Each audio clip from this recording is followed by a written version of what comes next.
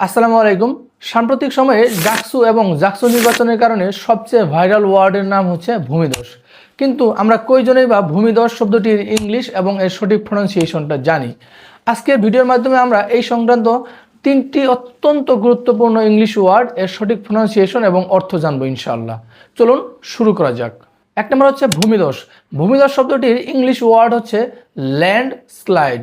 এটা যদি আমরা ক্ল্যাপ অ্যান্ড স্ন্যাপ ফিঙ্গার্সের মাধ্যমে শিখি তাহলে হবে land slide, land slide, landslide. দ্বিতীয় ওয়ার্ডটি হচ্ছে ভোট, যেটাকে সাধারণত আমরা ভোট বলে থাকি, কিন্তু এটার সঠিক প্রনাউন্সিয়েশন হচ্ছে ভোট, অর্থাৎ ভয়ৌকার ট ভোট একটাই সিলেবল, সুতরাং এটার প্রনাউন্সিয়েশন আসবে শুধুমাত্র ক্ল্যাপের মাধ্যমে, অর্থাৎ ভোট। আর তৃতীয় ওয়ার্ডটি হচ্ছে ভিক্টরি, ভিক্টরি। সাধারণত আমরা এটাকে ভিক্টরি বলে থাকি, কিন্তু এটার সঠিক প্রনাউন্সিয়েশন হচ্ছে ভিক্টরি। এটাকে যদি আমরা ক্ল্যাপ অ্যান্ড স্ন্যাপ ফিঙ্গার্সের মাধ্যমে বলি তাহলে আসবে ভিক্টরি, ভিক্টরি, ভিক্টরি, ভিক্টরি।